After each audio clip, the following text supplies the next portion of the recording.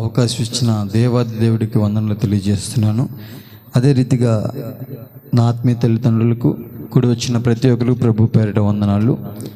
ఈ సమయంలో 100వ కీర్తన భాగం మనము చదువుకుందాం.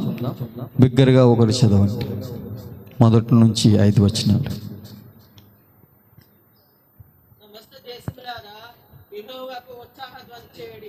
సంతోషంతో యెహోవాను సేవించుడి, ఉత్సాహగానం చేయించు ఆయన సన్నిధికి రండి. యెహోవాయే దేవుడని తెలుసుకొనుడి, ఆయనే మనల్ని పుట్టించెను, మనము ఆయన వారము, మనము ఆయన ప్రజలము, ఆయన మేపు గొర్రెలము. కృతజ్ఞతార్పణలు చెల్లించుచు ఆయన గృహములలో ప్రవేశించుడి, కీర్తనలు పాడుచు ఆయన ఆవరణంలో ప్రవేశించుడి. ఆయనను స్తుతించుడి, ఆయన నామముని ఘనపరచుడి. యెహోవా దయాళుడు, ఆయన కృప నిత్యముండును. అయిపోయింది. హల్లెలూయా. చిన్న ప్రార్థన చేసుకుందాం. పరిశుద్ధుడా, ప్రియమైన తండ్రి, గొప్ప దేవుడా, మీ ఘనమైన నామంకి వేలాది వందనములు నాయన. తండ్రి, మరి ఈ సమయంలో నీ మాటలు ప్రకటిస్తుండగా కావలసిన బలము శక్తిని దయచేయండి. వినగలే చెవులు, గ్రహించగలే మనసు, విధేయత చూపించగలే ఆలోచన మాకు దయచేస్తారని యేసు నామంలో ప్రార్థన అడిగి వేడుకొంచున్నాం నా పరమ తండ్రి, ఆమేన్. ఈ యొక్క 100వ కీర్తన మరి ముఖ్యంగా అందులో ఉన్న భావం ఏంటంటే కృతజ్ఞత చెల్లించటము.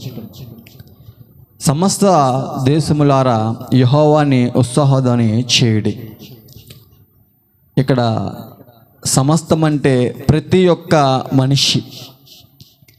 ఒక్క మనిషి ఆయన చేత మనమందరము సృజింపబడ్డాం. మనం ఆయన్ని ఎరిగి ఉన్నాము కాబట్టి విశ్వాసులం, క్రైస్తవులు అయి ఉన్నాం. కొంతమంది దేవుని ఎరగక అన్య జనాంగము అని పిలువబడుతున్నారు. వాస్తవానికి వారైనా మనమైనా మనమందరాన్ని సృజించింది దేవాతి దేవుడు. కారణము ఎందు నిమిత్తం అంటే 2వ వచనంలో చూసుకున్న ప్రకారము సంతోషముతో యెహోవాని సేవించుడి, ఉత్సాహగానము చేయుచు ఆయన సన్నిధికి రండి. దేవాతి దేవుడు మనిషిని సృజించినది ఆయనలో ఆనందాన్ని, ఆయనతో ఉన్న సహవాసము, ఎప్పుడు ఆయన నామాన్ని స్మరిస్తూ ఆయన్ని కృతజ్ఞతాపూర్వకంగా ఆయన సన్నిధికి వస్తూ ఆయనలో మనము ఎప్పుడు ఉండాలని దేవుడు కోరుకుంటూ ఉన్నారు. ఇక్కడ గమనిస్తే ఉత్సాహగానము చేయుచు ఆయన సన్నిధికి రండి. వాస్తవానికి ఎక్కడికి వచ్చి మనం పాడతాం, కానీ లేఖనాలు ఏమంటున్నాయంటే ఉత్సహిస్తూ గానం ఆయన్ని స్తుతించుకుంటూ దేవుని సన్నిధికి రావాలని ఇక్కడ మనము చదువుకుంటూ ఉన్నాం. యెహోవాయే దేవుడని తెలుసుకొనడి, ఆయనే మనల్ని పుట్టించెను, మనము ఆయన వారము, మనము ఆయన ప్రజలము, ఆయన మేపు గొర్రెలము. దేవుడు ప్రతి ఒక్కరిని పోషిస్తున్నారు. మనం అనుకుంటాం ఇది నా టాలెంటు, నా పని నిమిత్తము నేను కష్టపడ్డా కాబట్టి నేను తింటున్నాను, ఇదంతా నా స్కిల్ అనే ఒక ఆలోచనతో నా అనే ఒక ఆలోచనతో మనం ఉంటాం. కానీ వాస్తవానికి మనం ఒక మెతుకు నోట్లోకి వెళ్తుందంటే దేవుని యొక్క మహాకృప. ఆ మెతుకు లేక ఎంతోమంది ఎన్నో విధాలుగా కడుపు మార్చుకున్న వారు ఉంటున్నారు. మనమేదో రోజు తింటున్నామంటే మనమేమో గొప్పవారం కాదు, కానీ ఆయన కృప ఉంది కాబట్టి మన కడుపు నింపుకుంటున్నాం మనం వాస్తవానికి. హల్లెలూయా, హల్లెలూయా. మనలందరినీ పుట్టించింది దేవాతి దేవుడే. ఇది మాత్రము ఎవరు ఏమన్నా కాదన్నా ఇదే వాస్తవం. కొంతమంది అంటారు కదా, మీ దేవుడు మీకు గొప్ప, మా దేవుడు మాకు గొప్ప అని. అదైతే సరైన మాట అయితే కాదు. కానీ మనలందరినీ, ప్రతి మనిషిని ఈ భూమి మీద మానవాళి ఉందంటే అది కేవలము దేవుడు పుట్టిస్తే తప్ప అది జరగలేదు. దేవుడు మనలందరినీ సృజించున్నాడు. ఇక్కడ మరో మాట చదువుకుందాము. కృతజ్ఞత అర్పణలు చెల్లించుచు ఆయన గుమ్మంలో ప్రవేశించుడి.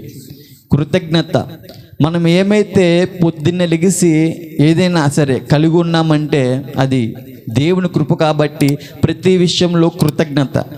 నా ఆత్మీయతలు నాకు నేర్పిన పాఠం ఒకటి ఉంది. ఏంటంటే నువ్వు ఏది నీ చేతికి వచ్చినా సరే, అది కొత్త సబ్బు అయినా సరే, కొత్త టీషర్ట్ అయినా సరే, దేవునికి థ్యాంక్స్ చెప్పు. ఎందుకంటే అది ఆయన పంపిస్తే తప్ప నీ దగ్గరికి రాలేదు. ఏదైనా నీ దగ్గరికి వస్తుందంటే అది దేవుడు ఇస్తున్నాడు. కాబట్టి ప్రతి విషయంలో కృతజ్ఞత కలిగి జీవించు అని పలుమార్లు మన సన్నిధిలో దేవుడు దైవజనుల ద్వారా మాట్లాడుతున్నప్పుడు ఆ రకంగా నేర్పిస్తూ ఉన్నారన్నమాట. మన ప్రతి విషయంలో ఈరోజు మనం ఈ విధంగా సజీవ లెక్కలు ఉన్నామంటే ఖచ్చితంగా మొదటగా దేవునికి కృతజ్ఞత చెల్లించాలన్నమాట. ఎందుకంటే ఈరోజు చూడక ఎంతోమంది ఉన్నారు కదండి. ఎంతోమంది మరణ పడకల మీద ఉన్నారు. ఎంతోమంది ఎన్నో విధాలుగా పరిస్థితుల్లో ఇబ్బంది పడుతూ ఉన్నారు. ఎంతోమంది కాలగర్భంలో కలిసిపోయి ఉన్నారు. మనం ఉన్నామంటే ఆరోగ్యకరంగా ఈ విధంగా ఈ సమయంలో ఈ విధంగా దేవుని సన్నిధిలో ఉన్నామంటే దేవుని కృప. ఆ కృపను తలుచుకుంటూ దేవునికి కృతజ్ఞత చెల్లిస్తూ ఉండాలన్నమాట. అదే రీతిగా కీర్తనలు పాడుచు ఆయన ఆవరణలో ప్రవేశించుడి, ఆయనను స్తుతించుడి, ఆయన నామము గణపరచుడి. ఆయన నామము గణపరచడం అంటే మరి ముఖ్యంగా దండేసి డప్పు కొట్టడం కాదు, కానీ మన యొక్క ప్రవర్తన ద్వారా మనం ఏ ప్రాంతాల్లో అయితే పనులు చేస్తున్నామో, చదువుకుంటున్నామో, ఉంటున్నామో, మనం చూస్తుండగానే మన మాట తీరు బట్టి, మన ప్రవర్తన బట్టి అబ్బా వీళ్ళ నిజమైన క్రైస్తవులురా అన్నప్పుడు మనకు కాదు కానీ ఘనత మనం ఎవరిలో ఉన్నామో దేవుడి నామము ఎంతగానో ఏమంటారు ఘనమైన నామంగా అవుతుందన్నమాట. ఎందుకంటే మనము దేవుని బిడ్డలము కాబట్టి మనల్ని చూసి అన్యులు కూడా దేవుడి నామాన్ని మహిమపరుస్తారు. అదేవిధంగా చూసుకుంటే యెహోవా దయాళుడు, ఆయన కృప నిత్యముండును, ఆయన సత్యము తరతరములనుండును. మనము చెప్పి ఉన్నాం కదా, ఇందా నుంచి మాట్లాడుకుంటున్నాం, సజీవ లెక్కలు ఉన్నాం అంటే దేవుని కృప, ఆయన దయాళుడు. మనుషులు మనం ఏవైనా తప్పు చేస్తే క్షమించరు అంత ఈజీగా, కొంత సమయం తీసుకుంటారు. దేవాతి దేవుడైతే అలా కాదండి. చాలామంది అనుకుంటారు ఏమనంటే దేవుడు నన్ను క్షమించడు, ఇంకా నా జీవితం ముగిసిపోయింది, ఇంకా అయిపోయిందిలే, ఇంకా ఇదే నా ఆఖరి అన్నట్టుగా చాలామంది మాట్లాడుకుంటూ ఉంటారు. కానీ ఆయన దయాళుడు. ఎంత దయాళుడు అంటే వెంటనే కరిగిపోతాడు మన కంట్లోంచి వచ్చే కన్నీళ్ళు చూసి. మనం అనుకుంటున్నాం మనం తప్పు చేస్తామనే ఒక నిందారోపణ, ఎంతసేపు అపవాది మన మీద నిందారోపణ చేస్తూ ఉంటాడు. కానీ మనం ఎప్పుడైతే మన అతిక్రమం ఒప్పుకొని విడిచిపెట్టడానికి ఇష్టపడుతూ ఉంటామో దేవుని యొక్క మహా కనికరాన్ని వెంటనే మనము రుచి చూడొచ్చు.